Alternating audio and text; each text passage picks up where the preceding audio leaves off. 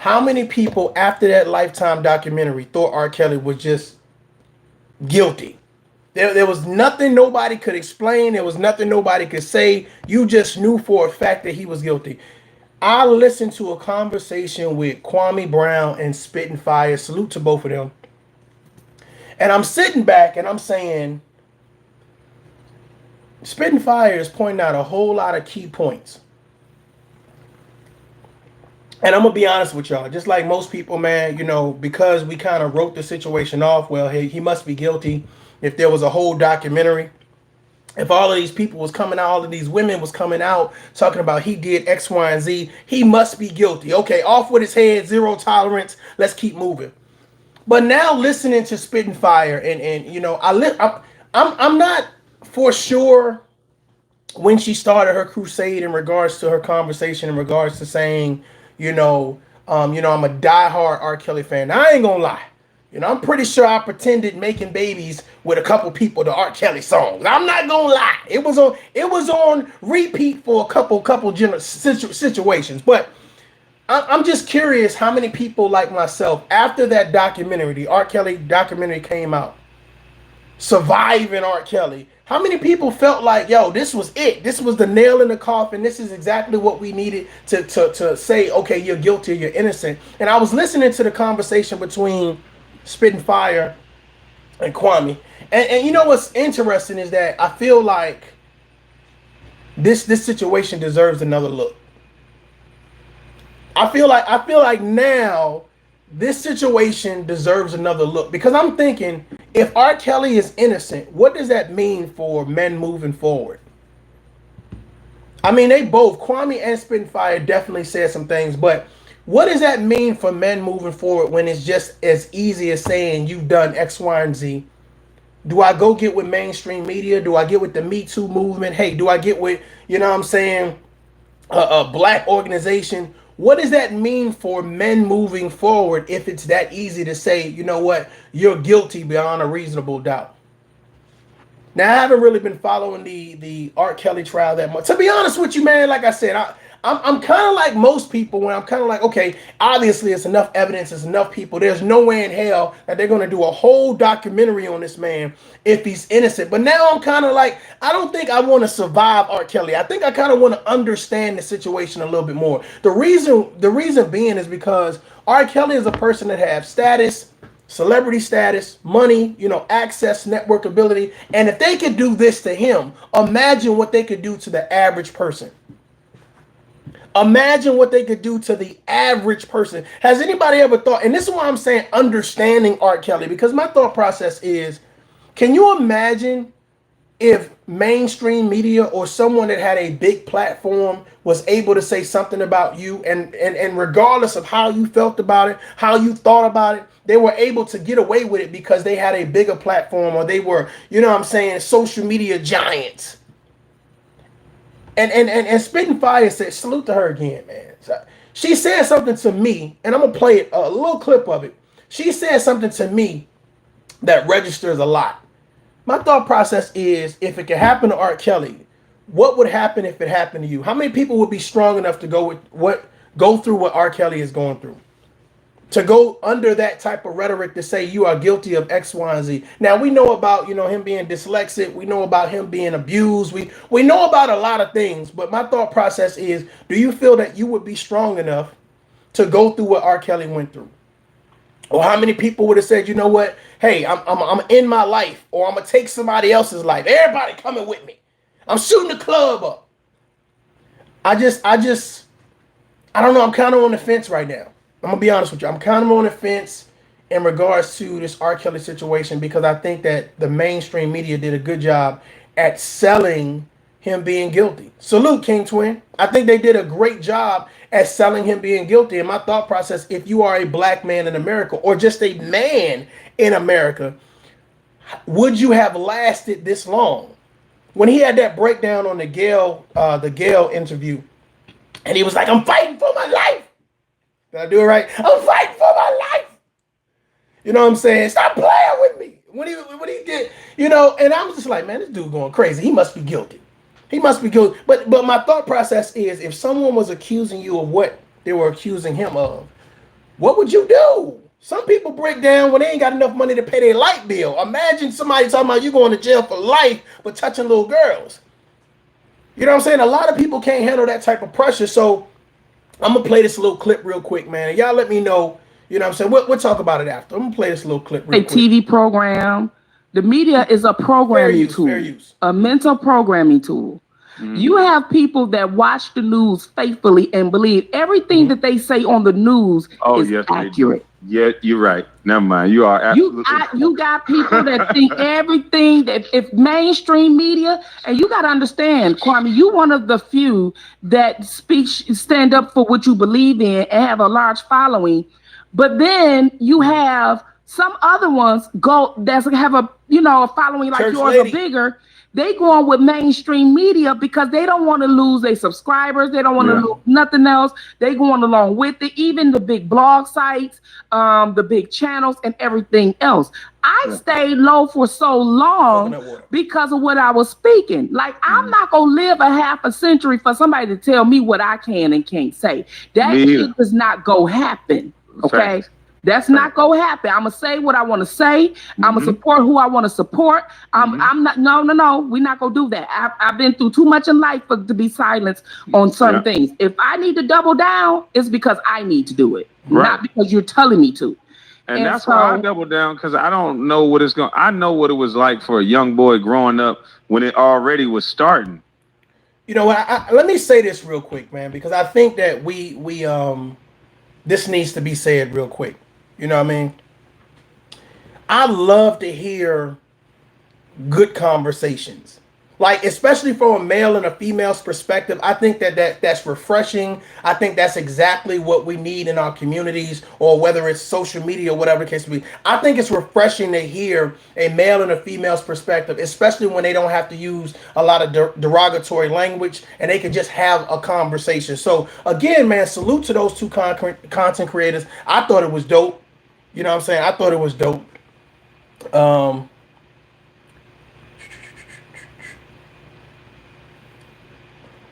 Just 1 second. Let me help somebody out real quick. But the fact of the matter is, man, I feel like this is one of those situations where you have to say, you know what, when you hear a refreshing conversation, you definitely have to follow up. You definitely have to give, you know what I'm saying, some commentary on it or whatever case may be. And I went from surviving R.Kelly. I'm going to be honest with you guys. I went from salute to everybody in the building. I went from surviving R.Kelly to then now looking at this situation like, am I understanding R.Kelly? And not necessarily the man, you know what I'm saying? And not necessarily the character of the man, but what the man is going through. Because my thought process is, how many people would be strong enough to go through what he's going through? And then what message does that send out to everybody else if he's innocent? If he's found innocent? So my thought process right now is, man, you know, well, let me get to the rest of this. Let's finish. What everybody's trying to tell, salute especially to young boys, every woman or every person, especially little short 5'3", 5'2" white female teachers. Everybody was telling us what to do. We always did something wrong. So I'm just like, dang, I was frustrated. So I couldn't imagine not speaking up and then leaving this world to my boys. And it's like, what are they gonna go through? Like, they're gonna have to come in with dresses on and high heels to even be accepted, because it started when I was a kid. Let me tell you something. And to all you men out there, stay true to masculinity. Stay true to being a man. And not to mention, you guys, everyone on that surviving R.Kelly got a criminal record, but the man who they talking about, I showed that on my stuff. The stuff, the setup is real, people. Yeah. The setup is real. Trust and believe me, I'm trying to tell you. And people believe what they want to believe because mainstream media. So I wanted to ask something about that R.Kelly case.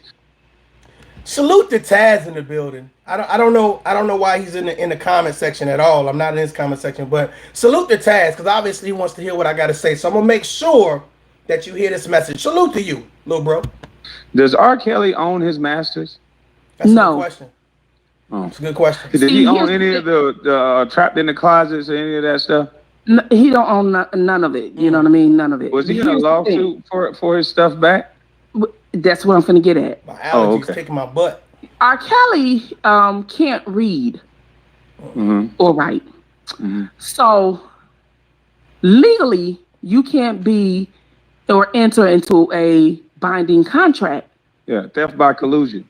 Because you don't have the basic understanding. Yeah. So that came about. I learned that in school when I went to business law. Okay, I got a degree in business, several of them, that's business 101.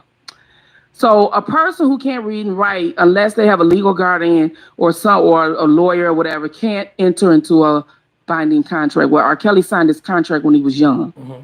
So now it's like, now that it's determined that he's dyslexic, this contract is no good, all for 30 years. Could you imagine how much money Sony would? No. He's worth a couple $1 billion then. He's worth more than $1 billion. And he won his masters. But when they found out that he couldn't read or write, and that came to, because he didn't know that. He didn't know that because he couldn't read or write that contract was no good. And they probably didn't even know he couldn't, read or write or whatever. Because when you write music, he writes it by ear, by sound, not just writing. So I've been around him a few times with MJ, and he would just come up with a song just sitting at a restaurant. Yes, that's what he was doing. Crazy. So what they do is, and y'all, let me tell y'all something. I've been following this case. When I tell you, I be thinking to myself, why the heck I get into this? One of the girls, first of all, his lawyers is eating them women up, catching them in all kind of lies, eating them up. The media not telling you that. They telling you headlines like he looking bad, but they eating them up, okay? And one of the girls was on him so bad, he was like, please, not today. She was tearing his butt up. I mean, you know what I'm talking about sexually. She wouldn't, her face stayed in his lap. She just was, man, she testified to it. It's in the transcript. I got the transcript. It's in the transcript. I'm just saying. I'm like, dog, the man is in trouble. That's crazy. He running from, they got his butt running. That's all I'm gonna say. You know what I'm saying? But, my men just have to, do better about what they pick and who they have in their lives, and everybody ain't good for y'all. You know what I mean? Yeah. I say date up. If you go date Kwame, date up. Okay? Stay safe out there. Don't let them. It's crazy out here, put you in the headlines, because if they mess with you, I'm gonna have to take some karate lessons and have to suplex them damn body. You gonna leave my boy alone. That's why I keep saying I'm so scared, because it's any lie can catch a man up. Anything nowadays. Oh, they gonna believe it if it's you. If it's me, everything is true. Okay, so let's get into this. Again, salute to everybody in the chat. Let me see something real quick. Real Mommy's the church lady. Telly. I see y'all. King Twin in the building. I see y'all. Doll, I see you. You know what I'm saying? So let's get into this, man. I'm just real concerned about if R. Kelly is found to be innocent, what that means for the average man. You know what I'm saying? We know that the Me Too movement definitely was, you know what I'm saying, the nucleus behind a lot of the push for the documentary. We understand that the cancel culture, especially combined with the Me Too movement, is a powerful entity that has definitely crippled a lot of men, especially black men. I mean, we got Harvey Weinstein and a lot of other guys, but for some reason, prominent black men have been basically anointed when it comes to sexual assault, abuse, or allegations, et cetera, et cetera, et cetera. And I wanted to ask you guys, how do you feel about, these men that are being kind of caught up? Because I'm going to be honest with y'all. When I was growing up, especially in New York, a lot of older guys mess with younger females. Like when I was in high school, those females was messing with older guys. You know what I'm saying? So when it comes to saying that, R. Kelly was going to the McDonald's and picking up girls or whatever, like I seen a lot, that was just like a part of the culture. I don't know if you guys agree with that, but that was something that was normal. It was normal for a 10th grader, 11th grader to be dating somebody in college or somebody that wasn't in school no more. That was a normal thing. And maybe that's not normal everywhere, but I know in the urban communities, that was definitely happening a lot. So I kind of get that. Now, here's my issue, because somebody, I think it was a church lady that said, he didn't have a good team around him. You know what I noticed, and I'm gonna be honest with you guys. There's a lot of African American people. If you want to say African American, you want to say black. Some people say black is not a color, but there's a lot of people who don't have a good support system around them. We talked about the Sha'Carri Richardson situation. We talked about the R.Kelly situation before, and it's always seems like people don't have the people that really care about them. They got a lot of bandwagoners. They got a lot of people that cheerlead for them, but they don't really give a damn about them. You know what I'm saying? I'm gonna be honest with you. Some of y'all ain't even a celebrity. Y'all just good shot takers at the club, and you got a couple people that follow you. You know what I'm saying, Leo? But I just feel like it's a lot of us who don't have a great support system around us, because we always kind of come to this conclusion of, you know what I'm saying, well, it's their friend's fault, it's the parents' fault, it's this fault, it's that fault. And my thing about it is, once you leave your parents' house, can I talk to somebody? Once you leave your parents' house, I think that it's on you. Now, it's definitely up to your parents to instill integrity, loyalty, trust, honesty, to make you a productive person by giving you those standards and morals to help guide you. But once you leave the house, those decisions are on you. What you do is on you. I don't think you can point back, well, my mama never made me spaghetti. She never made me oodles and noodles. Like, you can't point back to your mama and your daddy and say, well, you failed me on X, Y, and Z. Some things you just need to provide the basics. And some people think the basics are what? Just providing somewhere to stay, just providing something to eat, some clothes to wear, you know what I'm saying, and giving you a little hug every now and then. Some people think it's just the basics, but we know nowadays, things are a little bit deeper. We understand that, but the fact is that I feel like R.Kelly, understanding the man, to me right now, would be complicated. I think it would be complicated.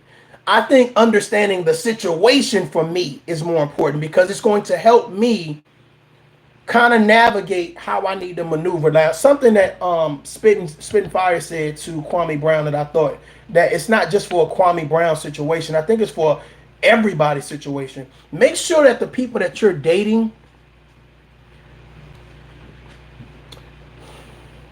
are good people.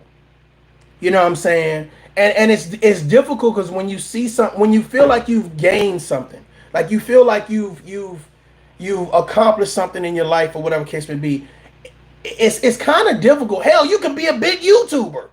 You know what I'm saying? And then you meet somebody and they have the wrong intentions for you, or they want to trap you into a situation. That's some scary shit. It's some scary shit for someone to say, you've done something to me, or you violated something, because I'm gonna be honest with you, a lot of people look to cancel you or to condemn you before they look to support and help you. How many people believe that? Some people look to say, you know what, you gotta be guilty because this person said so. Because I know some people who put on some great shows, a great facade, like, oh yeah, I'm guilty, you're guilty, you're guilty, you're guilty. And then come to find out, oh, they were lying the whole time. But you don't know, because a lot of people got good hearts. A lot of people want to be that knight in shining armor for people. And I think that's happened a lot in the last couple years. I think that's happened a lot in the last couple years. Nicole Wood says all those people that he had around him but weren't there. Now let that marinate. No doubt. See, the thing about it is, when you have something, people are always around. When the party's going on, the music's playing on, the drinks is flowing. Hell, for those that smoke weed, the drugs is flowing, etc., etc., etc. When the party's on, then you up. When you up, then you up.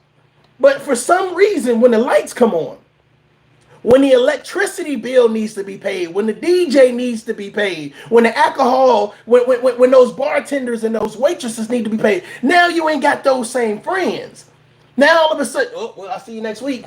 See you next week, John. Okay, Pamela, I'm gonna go. When it's time to pay the bills, 183rd. When it's time to pay the bills, now all of a sudden these people are not around. And I'm gonna be honest with you, I wonder how many celebrities actually are very outspoken about supporting R.Kelly. Or are they waiting for the trial to be over? Are they waiting for the judge and the jury to say innocent? Let him go, free R.Kelly. And that's why I think, you know what I'm saying, this is not a surviving R.Kelly situation. I think this is an understanding the situation a little bit better, because I'm going to be honest with you guys, you know what I'm saying? I know quite a few people from the civilian side. And I'll be honest with you, there's not a lot of people that could deal with this type of situation. It's not a lot of people that situation. And when it seems like the whole world is imploding around you, you know what I'm saying? Bird, what's going on? When the whole world is imploding around you and now they're saying that you're guilty, can I ask you guys a question? Now, if there were underage girls involved, you know, I truly believe that, you know, especially if they're living with their parents, that the parents should have did a great job. I don't know if I could have my daughter go stay with a man for 6 months to a year and not go get said daughter. Get whoever, whatever alphabet community, ATF, DEA, FBI, Salvation Army, Winn-Dixie, Walmart, White Castle. I would have got some organization, McDonald's, somebody. I would have got Ronald McDonald. I would have got somebody involved to go get my kid. I don't understand that. I don't understand that. But especially if we in the same city. Like, you ain't in Dubai and I got to go call that dude from Taken. I have a very set of special skills. Like, I probably would have drove something through the house to go come get my daughter. But I truly believe that those girls that were underage that involved themselves in this situation, I believe that their parents, honestly, their parents failed them. You know, there was a sense of failure. I think that they should be held responsible. I think that anybody that coerced and helped with this situation should be on trial with R.Kelly. I don't think he should be on trial by himself. But I do understand that, and to me, it's two different conversations. One conversation is the lifetime situation. You know what I'm saying? The lifetime situation. The church lady says the gag is all of them celebrities mess and underage kids, including the presidents we vote for you. I hear you. But I think this is two different conversations, y'all. I think one conversation is about R. Kelly's actions and the people that were around him. And I think the trial is another conversation. And I believe that the trial is another conversation. That's why I said understanding R. Kelly and not surviving him. Because my thought process is, could this be average black man? Could this be the average man? And what could the average man do to combat such craziness or whatever? Because nowadays on social media, hey, if you got 100,000 followers and you get on here and you say, I got the receipts right here. Yeah, you're this and you're that and you this and you never done this and you never done, like, all of a sudden now it's going to be 30,000 people that go do videos on it, and now they help to promote whatever slanderous comments were said without doing research. Come on, we've seen that. You know, King Twin say he's guilty as a motherfucker. But I don't think this is about guilt or innocence, because like I said, I think that's another conversation. My thought process is the average man. The average man, because here's the thing, it could be, it's just this simple, right? You get into a situation with one of your coworkers or whatever case be. Let's just say it's a male on female type situation, right? And for some reason, y'all got to work late at night or something, you know what I'm saying? And she says that you touched her inappropriately at nighttime. But she's only mad because she's probably tried to make an advance at you, and you like, you know what, hey, I'm happily married, or I'm happily in a relationship, or I ain't feeling you like that or whatever. And she like, how dare you reject me? Come on, Spitting, where you at? Where's Spitting Fire at? How dare you reject me? And because you rejected me, I'm now going to teach you a lesson. I'm now going to put you in your place. So now I'm going to go, and I'm going to go to social media. I ain't going to go to the boss yet. I'm going to go to social media first and say, hey, I had this guy at my job touch me inappropriately. I had him touch me inappropriately. Oh, where you work at, girl? Where do you work at? We gonna show him. And then all of a sudden they contact an HR. They're contacting the boss. You see what I'm saying? They saying, oh, how dare you have this molester, this X, Y, and Z working for you. So the next thing you know, even though you're that guy in a situation and you haven't done anything, you're fighting a case that you didn't even know that you was guilty of. Social media made you guilty. Can I talk to some grown people? Social media made you guilty.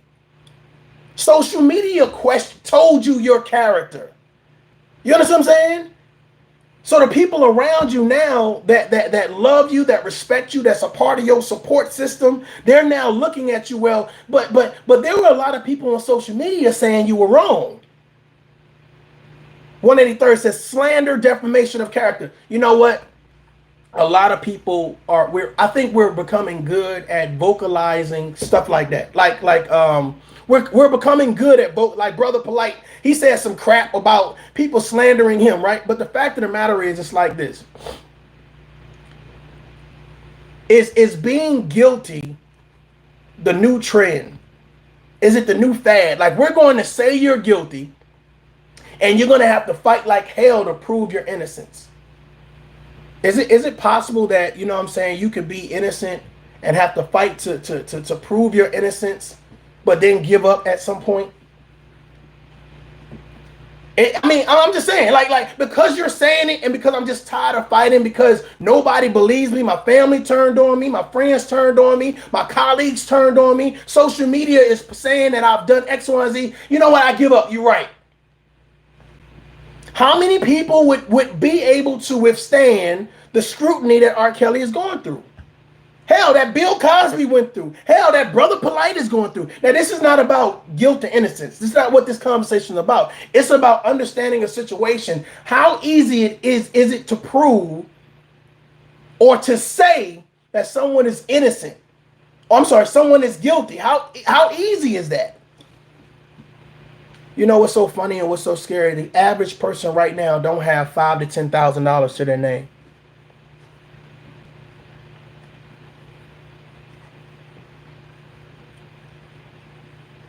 I hear you. Yeah, the golden shower thing was crazy. But the average person don't have money for a lawyer. Don't have money for a retainer fee. Don't have an idea or a clue how to combat some type of negativity in reference to saying, okay, well, you're guilty of something. 183rd says, as a black man in America, we are guilty till proven innocent. You know what's so funny though?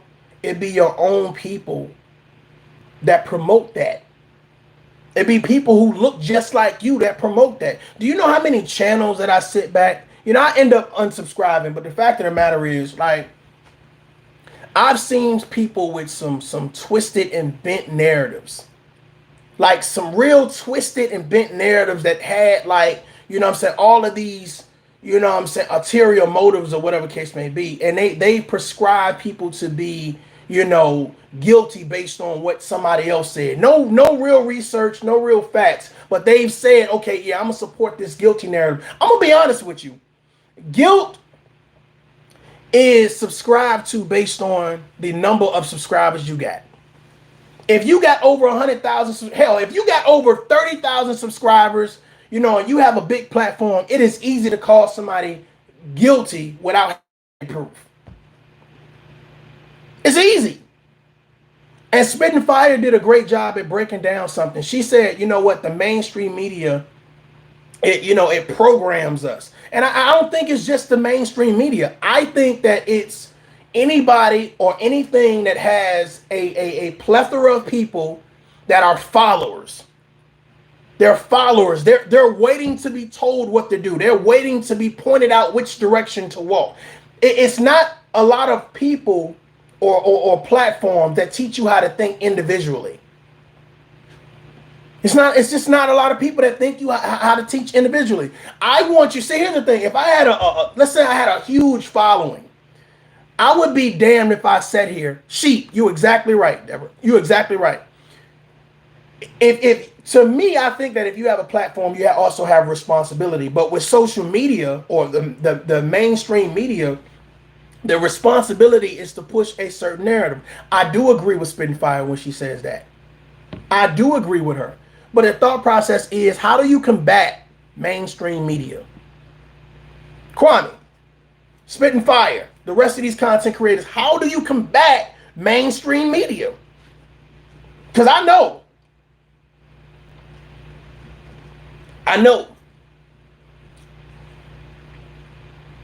mainstream media versus social media.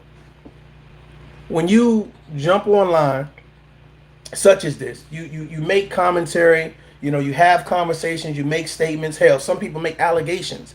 But the fact of the matter is, this is our way of combating that.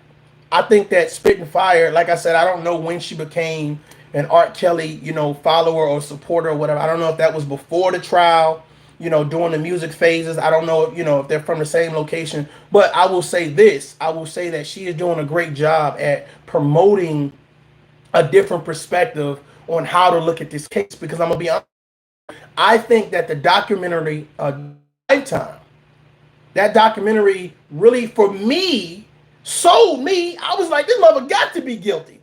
He got to be. It's no way in hell that this dude is innocent. And then when you sit back and you listen to somebody's perspective, that's why I like when I can hear someone's perspective and say, I'm listening for understanding. Even though the mainstream media is promoting he's guilty, there's nothing to talk about. These females were underage. The Me Too movement is behind it. I see a lot of women in front of it. And it's like this. We want to protect our queens. We want to protect our children. We want to do everything but listen and think for ourselves. Let me be honest with you. R. Kelly was guilty before R. Kelly even went to trial. He wasn't guilty because facts were presented. He was guilty because they made a movie out of it. He was guilty because we seen it on the on Channel 12, on NBC, ABC. He was guilty because it had to be that real. Can you imagine that being you? John Horst in the building. Can you imagine that being you? And listen, y'all, I know a lot of people, they have their feelings about the R. Kelly. I want you to take away the accusations. I want you to take away the accusations. I don't want you to worry about that. Don't worry about what he's accused of. I want you to imagine if before you went to trial, can we be fair and impartial right now? Tough love family. Can we be fair and impartial? Let me talk to y'all ass real quick. Y'all think I'm playing. Before you went to trial, before you had your day in court, before you put on your suit, before you put on your dress, before you knew the lawyer's name, before you knew the judge's name, what court you was going to, can you imagine a documentary being made about you saying that you was guilty of something that you never went to court for? Can you imagine that? Can you imagine mainstream media promoting you being guilty and a bad person and talking about your character before you had your day in court, before you told your side of the story? I think that if you are a person, I really want to point out men right now. Let me focus on men right now. Can you imagine, gentlemen, that you piss off a woman? They said it's no fury like a woman scorned. Can you imagine a woman that says, you know what? I'm mad at you because you didn't marry me. You didn't put a ring on the finger. You didn't want to be my boyfriend. You got a new girlfriend. You moved on with your life. Can you imagine her contacting like somebody like Tasha K and say, oh, Tasha K, oh, I got the receipts. And Tasha K feels compelled to say, you know what, I want to help you. I want to get your story out there. I want to promote this. She in one of her moods. Salute to Tasha K. But the fact of the matter is, she then says, okay, well, I'm going to post these receipts up that you gave me or whatever case may be. And it's nothing realistic or whatever, but we paint the narrative. And I think that's what the Lifetime documentary did. It painted a narrative of this man's being guilty. But you never heard from R. Kelly. How many men right now are in a position right now, if someone was to accuse them of, you hear them dogs barking, if somebody was to accuse them of a situation that you would be mentally stable enough to defend yourself? How many people would be in a mental state that you could defend yourself either on social media, you ready to defend yourself? Hey, I got money lawyer, right? I got football players that are lawyers for me. We're going to tackle this situation. How many people feel like as a man right now, if you were accused of something, okay, that you were mentally and financially able to back them down, to combat it? I'm going to be honest with you. Man, listen, you barely have men, grown ass men that can have conversations. You barely have grown ass men that can hold themselves accountable. You barely have grown ass men that can hold other men accountable. Can you imagine these same type of men being accused of something like this? Do you realize the rate of suicide and how high that would go up? Do you realize how many fathers and husbands and brothers we would lose? How many uncles we would lose because they wouldn't know what to do?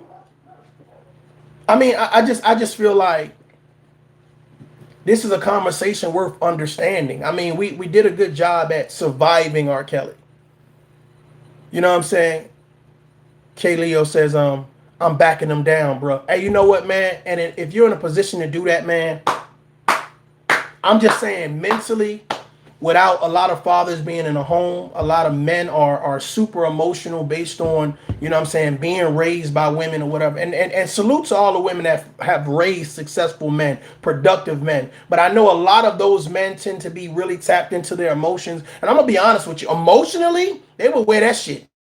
You would see the emotion. And I don't think a lot of people would survive. I'm going to be honest with you. I really don't think a lot of men would survive that type of scrutiny. I don't. And now it's really one of those things where if you have a lot of subscribers or you have a big following, your word is law. You know what I'm saying? Spitting Fire said, you know what? It's the mainstream media. It's the mainstream media. And I'm going to be honest with you. You know what's more impactful than the mainstream media or kind of have an equal say-so? Social media. Social media. Deborah says buck breaking. Yeah, I believe that too. But social media, we do a great job at supporting whatever the mainstream media puts out. We don't do a great job at compelling it. We do a great job at supporting it. And my thought process is, you know what I'm saying, I'm hoping that no man or no woman ever has to go through allegations such as that. Any allegations, but I'm hoping that we are mindful. And that's why I thought the Kwame Brown and the Spitting Fire conversation was good, because I feel like, you have to have women that encourages men, and you have to have men that encourage women, but you got to encourage each other, have the conversation, to sit down and say, well, what is it that we're trying to accomplish here? You see what I'm saying? But hold on, wait a minute. You have to point out the fuckery. You have to be able to point out the shenanigans. You have to hold people accountable. And this is why I think that, people that kind of talk about the negativity in regards to communities and men and individuals, I think, and women, I think that those people are needed, but I think that those people, if they were more balanced, I think they would have a lot of people kind of listen to them. I don't mind you saying that, black men do X, Y, and Z. I don't mind it. I'm just hoping that when you say they do X, Y, and Z, that you're smart enough, that you're responsible enough, that you're accountable enough to say, not only do they do X, Y, and Z, which is bad, but they also do A, B, and C, which is good. And you have that on the same platform. That's powerful. That's balance. That is balance, because not only does it showcase what you do bad, but it also showcases what you do good, and it gives people their left and right margins to say, okay, I know what bad looks like. I know what it sounds like. I know what it feels like. I know what it tastes like. But now I also have an example of what positive is.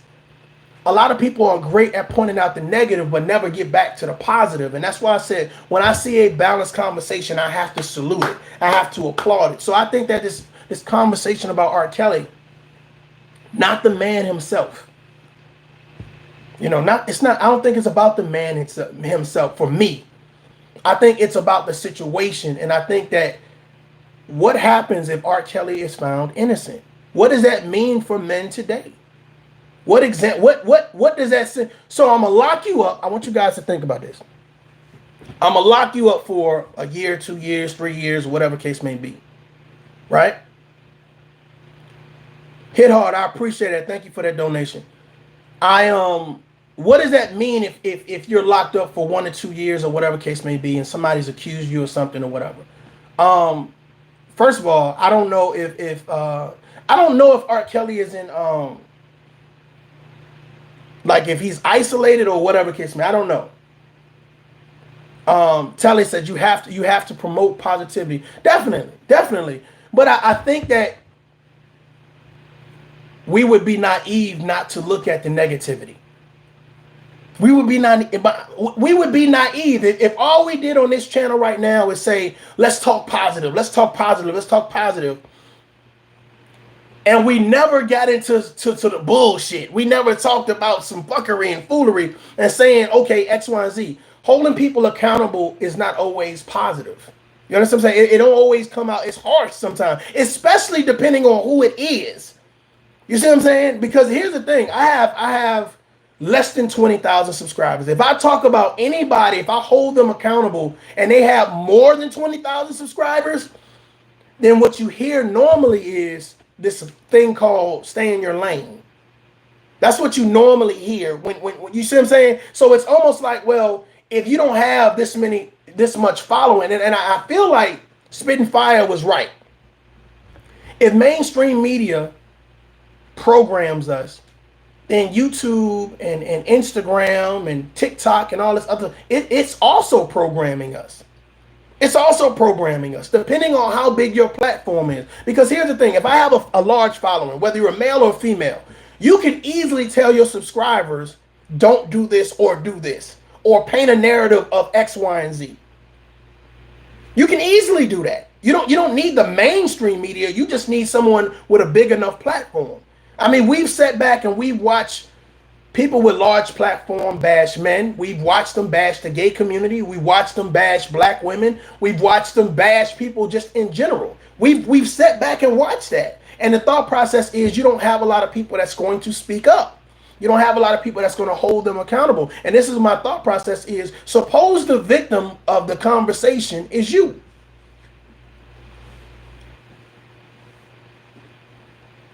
Half the people right now, it's not even about using critical thinking skills. It's not even about having empathy. It's all about entertainment. It's all about entertainment. But suppose the entertainment is at your expense. Come on, some vlogger, some news reporter, somebody don't like you for some reason. They say, you know what? I got the receipts. And I'm going to put this information out, whether it's true or not. Now, a lot of people sitting here looking at me like, oh man, shit, I'm glad I ain't in that situation. But that's not what we're talking about. We want you right now, while you're safe in your car, you at home, you at work, wherever you are, and you're viewing this right here. Because now we're talking about understanding it. K-Leo says, be ready to prove it. Where have you been? Where have you been in the last couple years? You don't need to prove it. You just need to say it. Can we be real right now? You don't need to prove a goddamn thing.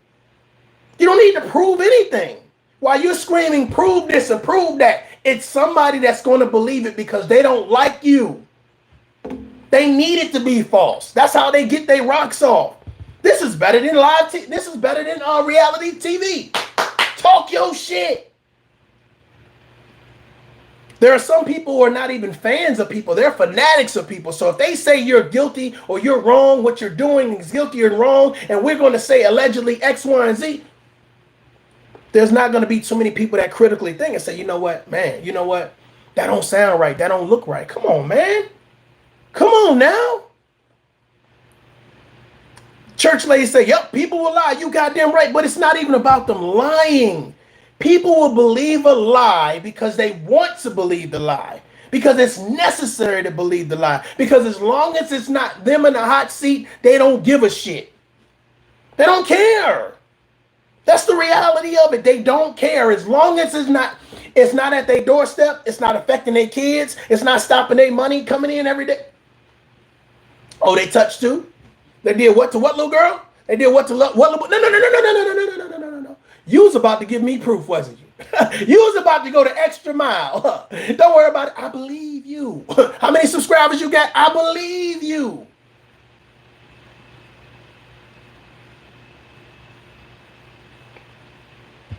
We talk about the mainstream media as if it's affecting, you know what I'm saying, down into the trenches. No, these type of conversations and these type of platforms are what gets down to the trenches, get down to the block.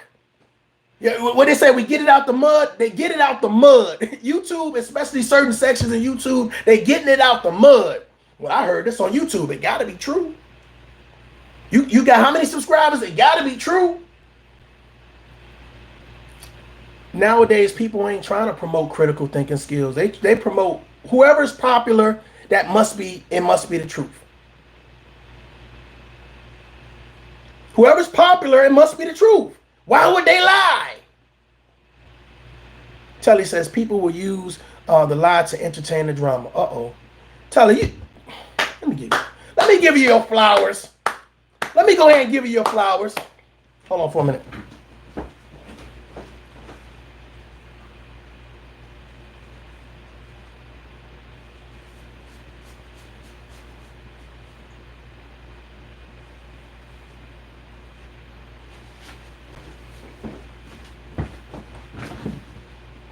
I'm just saying.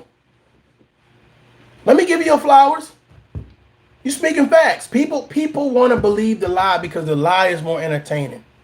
The lie is more problematic, drama filled.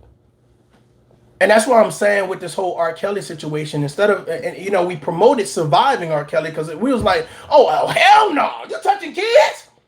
You touching kids, motherfucker?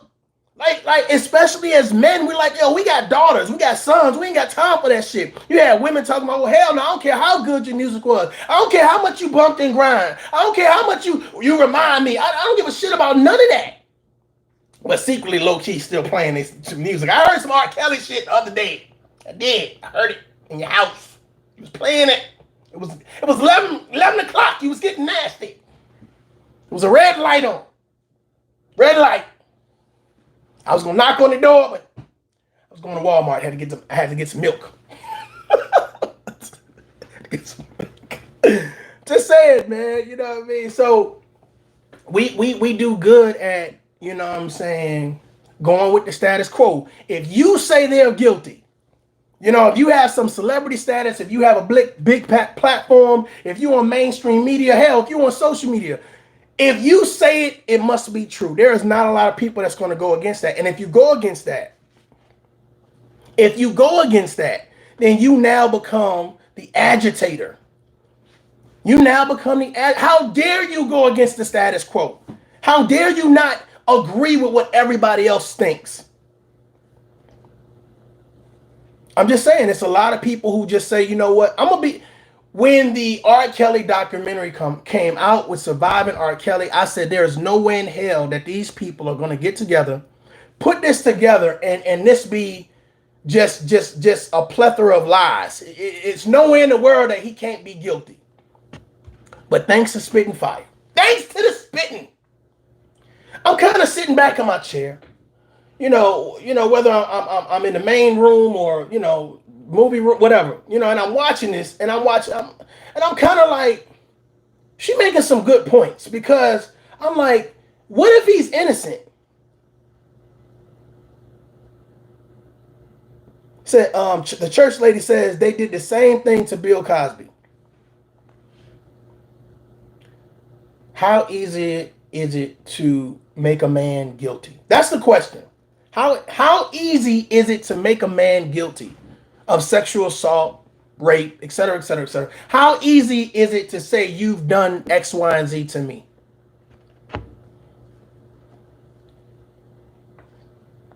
You've seen these men that are accused of X, Y, and Z. Family members turn on them. Children turn on them. Spouses turn on them. Friends turn on them. Colleagues turn on them. Supporters turn on them. How many of you all have family, friends, and colleagues that you feel that would ride with you until the wheels fall off, that would stand in front of you and say, oh, hell no, not him, not her. No, hell no. No, hell no. There ain't no way in hell that went down. They ain't like that. That's not their character. That's not how they're built. How many people do you have right now that would do that for you? That would testify for you, that would provide this testimony. That, oh, Lord, hell no. You got it messed up in the tabernacle. How many preachers will come out and give a sermon to testify that you are who you say you are? A lot of y'all should be scared to damn death. I'm gonna be honest with you. If this ain't a wake-up call, like, man, I could really get caught up going to this club. I could really get caught up messing with this chick. I mean, she's done it before. She's done it before. A lot of us be having these warning signs and red flags, but it's like we want to be in a mix so bad. Come on, man. Come on, fellas. How many times have you went to a home and it was a one-night stand? Or ladies, how many times have you went to a home and it was a one-night stand? Hell, you could be just like, oh, well, you know, we went there, you know, we kind of got in the bed, we was Netflixing and just passed out and went to sleep. You go home or whatever case to be, all of a sudden you get a knock at the door, and it's the police talking about you raped a woman last night. Uh-oh, no, don't slow up on the comments now. Don't slow up on the comments now. What would you do? Because I heard a lot of people say, you know, prove it. But okay, here's the thought process. You are now in this situation where it says you raped a woman last night from a one-night stand, but you know that y'all didn't have sex, y'all fell asleep or whatever case may be. She's now said she showered, right? So the only thing that's over there, of course, your fingerprints and DNA or whatever case may be. But of course, no semen or none of that crap or whatever, unless it's on the sheets or whatever. But hey, let's just say she gave you fellatio, right? You popped off some on the sheet. That's enough right now to say, hey, obviously something went down. But the fact of the matter is, would you guys be in a position to defend yourself, or would you be in a position to actually go get a lawyer? How many of y'all would get a public defender? Uh-oh. The church lady says it just takes enough people to make an accusation and you're guilty. You know what? I don't even think it's about enough people. I think it takes the right person. It takes the right person to say that you're guilty. Just the right person. It don't take 15 people. It takes the right person to say it at the right time. That's it. You raped such and such. You did such and such to such and such. And the next thing you know, you're spending, because of that accusation, you're spending the next 5 to 10 years trying to correct something that somebody said. Telly says, that happened to me with the woman I never met on New Year's. Woo! No public defender works for the state. Their job is to lock you up. Never get a public defender. Bruh, listen, where are those conversations at? Church lady, where are those conversations? Young men, young women, never get a public defender. Where are the conversations at that says, have you $5,000 to $10,000 on the side for a damn retainer fee? Can we get to the real conversations? Where's it at? Where's it at? Because if you get a public defender, guess what they want to do? They want you to plead. Not innocent, motherfuckers. Not innocent. Take this 1, 2, 3 years, and maybe you'll be out in a year for good behavior. Dude, it was just a joint. Why am I going to jail for 2, 3 years, man? I'm in school. I got a baby on the way. I just got a new job. Hey, I'm going to the NBA. Like, why do you want me to plead a year, 2 years, or why do you want me to plead guilty? Why is it not a misdemeanor? This is my first time. I'm a first-time offender. Why am I going to jail for 3 years?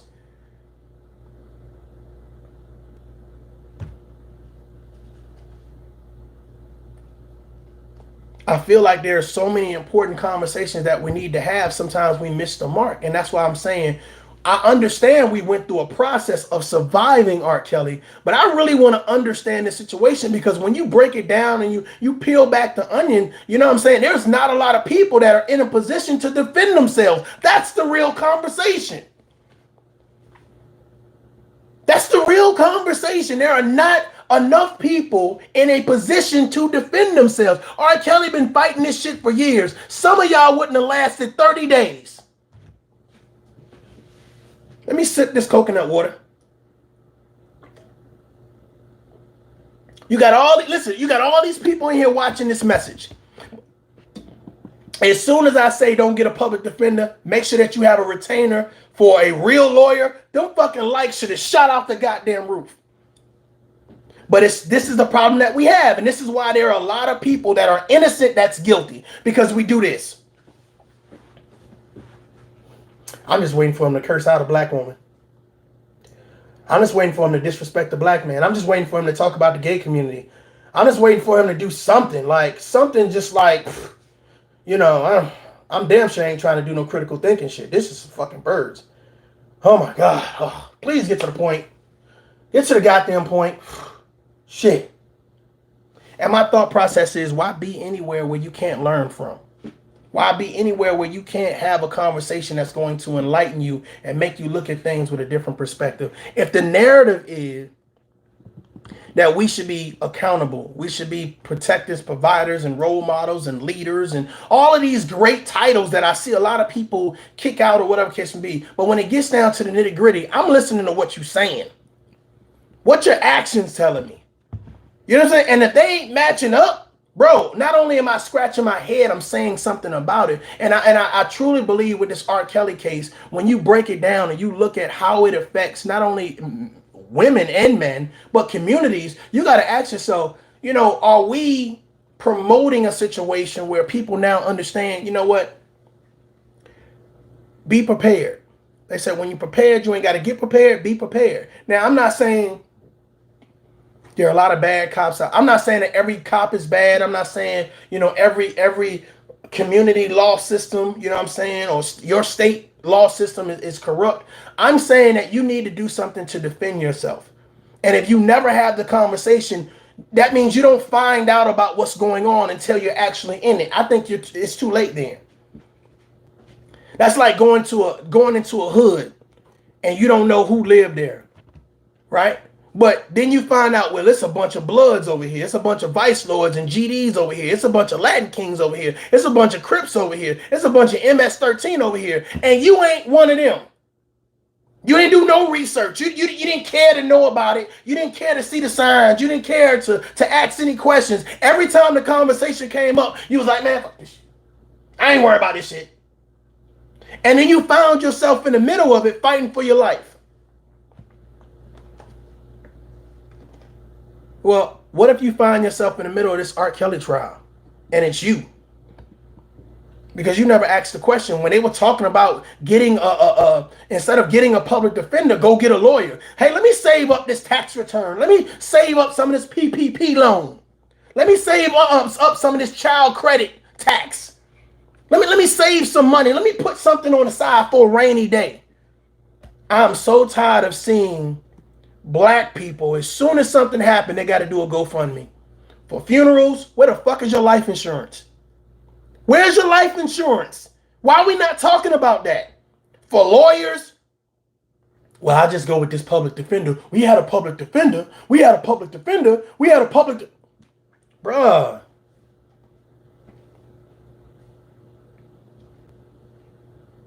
These conversations rattle people. These conversations are shocking because they're not going along with the status quo. They're not standing up and saying, well, whatever you say gotta be right.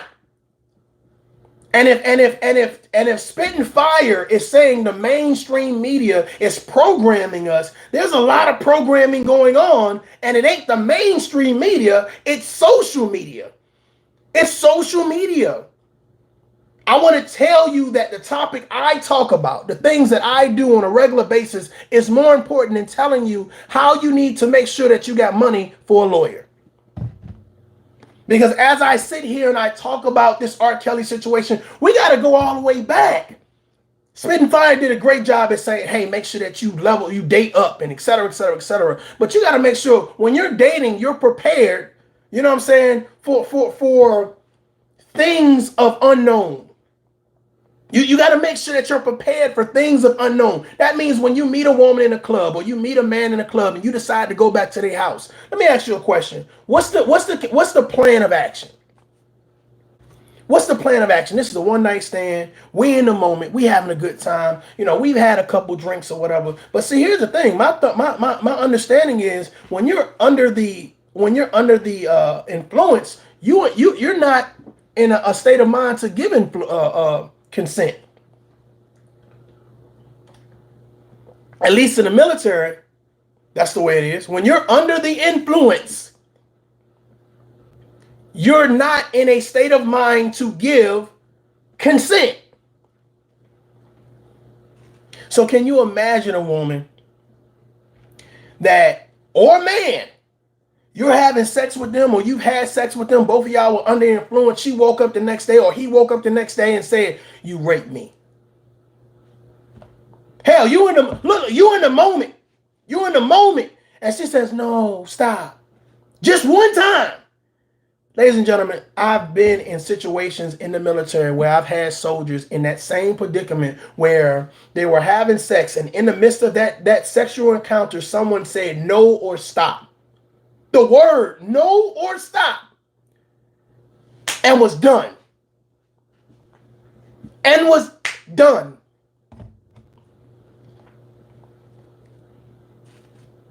I mean, when you talk about protecting yourself or whatever case may be, I'll be honest with you. I don't know if you need to videotape it, have somebody sign an agreement form. I have no idea. But the thought process is at least take some type of precaution. Don't say I'm gonna hear this conversation and not do anything about it. You're right. The military is different. You're exactly right. You're exactly right. It may be worse where you are. It may be worse where you are. The reason why I say it may be worse because here's what happens. You know what I'm saying? Whereas you have a situation where it's kind of handled with certain agencies within the military and chain of commands. In the civilian sector, you're tried by, not by court-martial, you're tried by Facebook and YouTube. Did y'all hear me? You're tried by likes and views and subscribers. So it's even worse. You take a platform with only 100 subscribers, right? Just starting out, that heard some shit, go live, and all of a sudden it gets to a bigger YouTuber, and now all of a sudden you're a victim. Or you're the culprit. You're the person that the violator. You're the pedophile.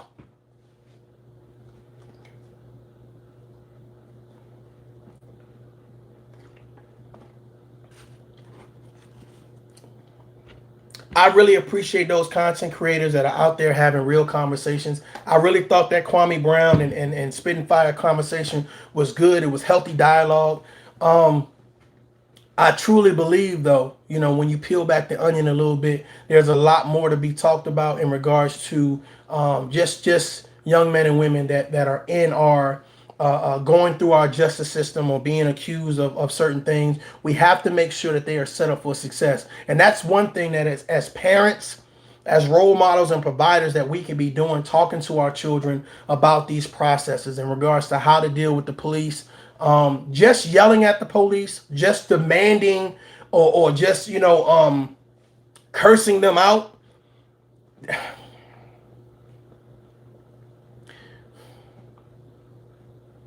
Ladies and gentlemen, being emotional has nothing to do with the facts. Being emotional has nothing to do with the facts.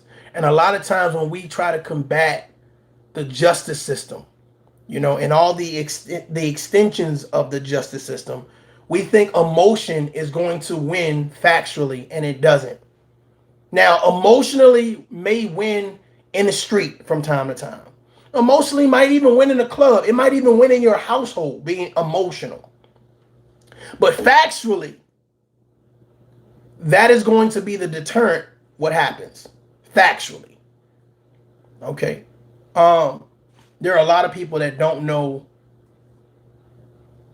how the law works. They don't care, and they feel like whatever they've seen on social media or they've heard on social media, they feel they can do the same thing. Routine traffic stop. Cop pulls you over and says, hey, let me see your license, insurance, et cetera, et cetera, et cetera, right? I ain't got to give you a motherfucker. Fuck you. Who you think you talking? You know who I am? Da, da, da, da, da, da. Sir, step out the car. I ain't got to step out this motherfucking car. Come get me if you want to get. Come get motherfucker. Come. And you doing all of this with your hands or whatever case may be. And you done forgot that they motherfucking partner is right over your shoulder that you ain't noticing. He got a gun. She got a gun. And the next thing you know, we got a whole lot of RIP shirts. Got a whole lot of movements saying how great of a person you were. GoFundMe's going on because there was no life insurance ever established. Young kids left by themselves. An angry community that for some reason never taught you how to interact with the police. Bro, we got a lot to talk about. Got a lot to talk about. Hashtags, thank you very much. You know what I'm saying? And then what you want is you want everybody this is what we do a good job as, especially the Mysons, the Tamika Mallorys or whatever. We do a great job at trying to police up the white community. God damn it. It's y'all fault. Y'all come into our communities and try to, bro, what happens if we start actually saying we give a damn about our communities? How many movements out there to stop drugs being sold on the corner? Anybody know? Anybody know? When's the last time Tamika Mallory or my son had a drug dealer's name in their mouth saying, you need to stop selling drugs, you're killing our community?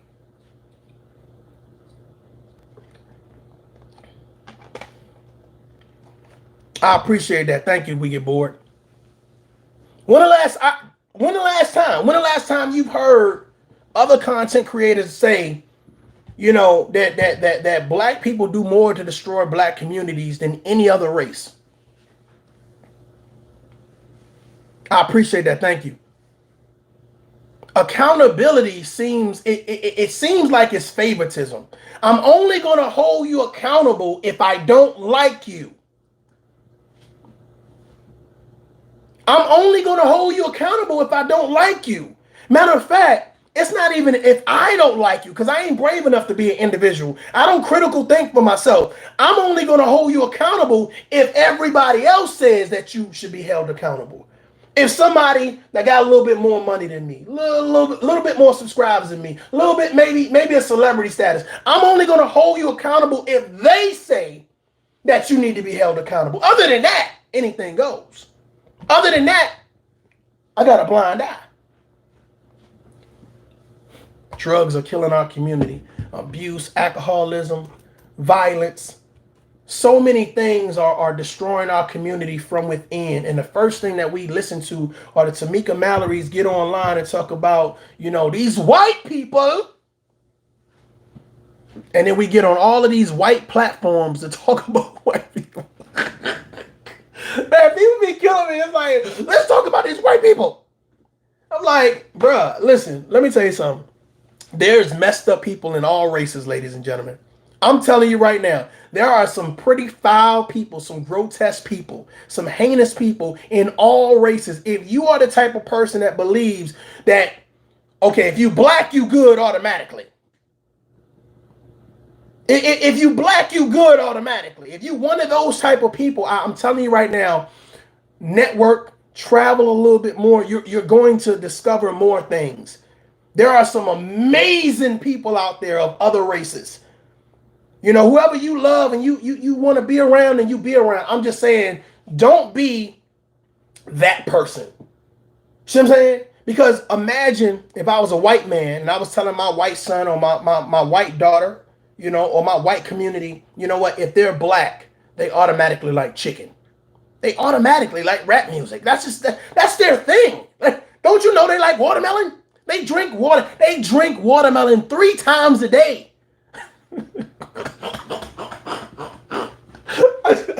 I'm just saying, can you imagine? Because they're black. You know, it's idiotic to say out loud, but it's even more idiotic to push that narrative. So it's idiotic to say if you're white, you're automatically a bad person. Instead of learning that person's character for yourself, instead of taking the time to find out for yourself, well, it's just what I heard. Somebody who got more celebrity and clout than me told me I need to hate you. This is what we teach in our youth. Ladies and gentlemen, this is what we teach. My daughter, my 2-year-old, she was I walked into the daycare and she was playing with this white kid, this another 2-year-old, right? And true story. And I walked there, and inside, like, you go into daycare, and in the rooms they got these big windows where you can kind of look in the room. So I kind of stood on the side because for some reason every time I come, your daddy. Shut up, snitches. Bunch of snitches. All of y'all need public defenders right now. All y'all.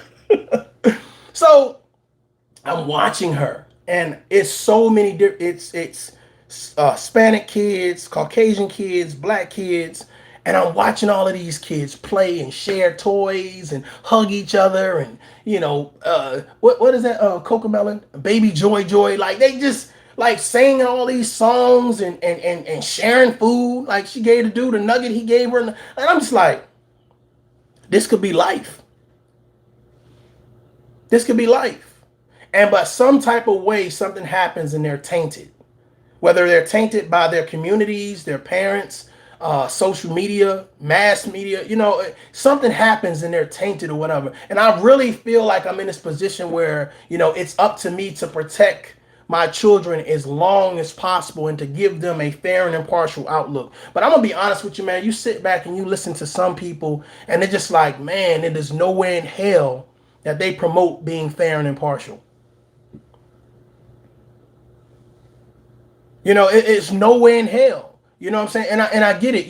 We've had some things happen to us as adults, going through adolescence. Hell, some things are still happening. But the fact of the matter is, it taints our outlook on people. It taints our perspective on people's character and how genuine they are. And I get that.